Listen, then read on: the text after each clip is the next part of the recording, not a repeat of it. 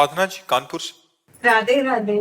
राधे राधे महाराज जी। महाराज जी, जब किसी मनुष्य की कोई सकारात्मक और प्रबल इच्छा होती है जिसमें किसी का अहित शामिल नहीं होता, तो ये कह रहे हैं कि पूरी कायनात उसे पूरा करने में लग जाती है। ये सत्य है या असत्य? यदि सत्य है तो इसका क्या चीज? ये कह रहे हैं कि जब किसी की कोई सकारात्मक और प्रबल इच्छा हुई जिसमें दूसरे का अहित नहीं है, तो नहीं, दूसरे की अहित नहीं, लेकिन धर्मयुक्त है कि वासनायुक्त है, ये तो देखना पड़ेगा ना। और दूसरी बात है, तुम में उतना तप है, उस कामना के कायनात क्यों लग जाएगी? को न काहू के सुख दुख कर दाता, निजकृत कर्म भोग सुल भ्राता। यहाँ जो आप करोगे अवश्य में भोक्तव्यम कृतम कर्म शुभाशुभम, आपको भोगना पड़ेगा। और आप कामना कर रहे हैं तो वो धर्मयुक्त है या धर्म विरुद्ध है? धर्मयुक्त है तो आपके अंदर उतना तप है कि नहीं उस कामना की पूर्ति के लिए, ये भी बात देखनी। धर्मयुक्त है, आप चाह कर रहे हो लेकिन आपके अंदर तप नहीं, तो आपको नहीं प्राप्त होगा। नहीं महाराज जी, पूर्णतः धर्मयुक्त है। तो उसके लिए आपके अंदर तप होना चाहिए, आपके अंदर तप होना चाहिए। जब तप होगा तो उसका परिणाम आपको मिलेगा। सहयोग कोई नहीं करता इस सृष्टि में। सृष्टि एक दुकान है, यहां से लेकर देवता तक जितने भी देवी देवता हैं, आपको उतना अनुष्ठान करना पड़ेगा जितनी आपकी कामना की पूर्ति का है स्वरूप। अगर नहीं तो फिर नहीं पूर्ति होगी। अगर पूर्ति हो जाती तो आपका पुण्य जमा है, उस पुण्य से हुई है, नहीं वर्तमान के अनुष्ठान से ही उसकी पूर्ति होगी। जैसे लोग कहते हैं मैंने भगवान से मांगा, भगवान ने दिया नहीं, क्यों दे दे? क्यों दे दे? आपने भगवान को क्या माना है? आपने अपनापन भगवान से क्या किया है? अगर भगवान का पूरा सृष्टि है तो तुमने अनुष्ठान किया उतना जितना मांगा, अनुष्ठान किया होता तो पूरा हुआ होता। अनुष्ठान करो, उससे पूर्ति होगी सकामता की।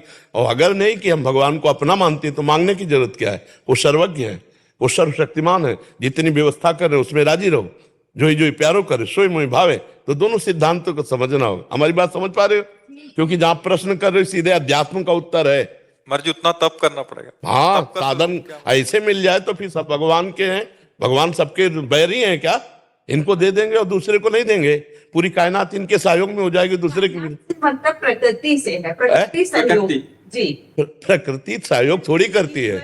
प्रकृति किसे कहते हैं समझो? आकाश, वायु, अग्नि, जल, पृथ्वी। तभी सहयोग होगा जब तप होगा, इसके अलावा नहीं। इसके अलावा हमें बताओ ना, सब चाह रहे, सब कामना कर रहे, सबकी पूर्ति हो रही, प्रकृति सहयोग कर रही क्या? फिर ये चीजें सबको मिल रही। वायु, जल, पृथ्वी, आकाश, तेज। अंदर हमारे अन्न जाता है, पचता है ना, वो अग्नि के द्वारा पचता है। वैश्वानर अग्नि सबके उदर में विराजमान, जठराग्नि के रूप में। ये सब प्रकृति का अपना सिस्टम चल रहा है। हमारी जो कामना है उसमें जब तप है, भजन है, साधन है, तो हम प्रकृति रूपी दुकान से ले सकते हैं, अन्यथा नहीं। ये प्रकृति परमात्मा की है, इसका उतना ही भोग कर सकते हो जितना तुम्हारा तप है, जितना तुम्हारा भजन है, जितना तुम्हारा पुण्य है, अन्यथा नहीं है। तो पूरी प्रकृति में अगर समर्पण हमारे राजा रानी के प्रति फुल है, अगर हम उसमें प्राप्त, उसमें तब भी पुण्य देखा जाएगा। जब समर्पण है तो मांग कैसी? तुम्हारा क्या रह गया मांगने का अधिकार? तन समर्पित, मन समर्पित, प्राण समर्पित, अपना सर्वस्व समर्पित, तो जो राखत हो त्यो रहिए, तो हरी मांग कैसी?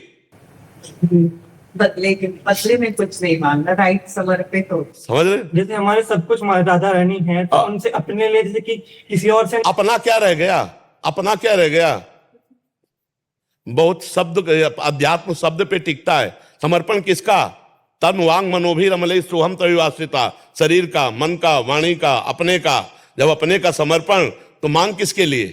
वो खुद जिम्मेदार हैं। योगक्षेमम वहाम में हम, क्या उन पे विश्वास नहीं? तो फिर मांग कैसी? समझ पा रहे हो? अब ये बात है कि मैंने समर्पण नहीं किया लेकिन माना है, ये अपने हैं, अब मांग सकते हो। अब उसके लिए साधन क्या है आपका? हमारी बात समझ पा रहे हो? हाँ, बिल्कुल। अध्यात्म अंधेरा नहीं होता, एकदम क्लियर मार्ग होता है। और उसमें किसी के क्यों में तर्क नहीं चलता, सीधा हिसाब किताब है। समझ पा रहे हैं आप? समझ नहीं सकी? महाराज जी, जब करते हैं ना, जब करने के बाद में 2-4 दिन सही चलते हैं, चलने के बाद ऐसा आता है कि एक संख्या रोज बढ़ जाता है, उठते हैं जब करते हैं, उसके लिए मार्गदर्शन। और जब बढ़ाते जाओ, और जैसे कोई रुपया तुम्हारा बातों में लगा के छीनना चाहे तो आप अपना हाथ एक रुपये में ही रखेंगे? नहीं रखेंगे। ऐसे ही जब तुम्हारे अंदर बात आ जाएगी कि मेरा भजन नष्ट करने के लिए मुझे क्रोध दिलाया जा रहा है, तो आप क्रोध नहीं करोगे, भजन को पकड़े रहोगे, राम राम कृष्ण कृष्ण। लेके कह देते हैं महाराज जी आप जानो, हम नहीं जानते। तो फिर चिंता मत करो, राधा राधा राधा राधा राधा। ये आपके दर्शनों को बहुत प्रयास होता नहीं हो पाया, फिर मैंने कि महाराज जी अब आप सबको बुलाते हैं, मेरे को क्यों नहीं बुला रहे? तो आपने खटाक से मेरे को, ये तो श्री जी का उन्हीं के कृपा बल से जी।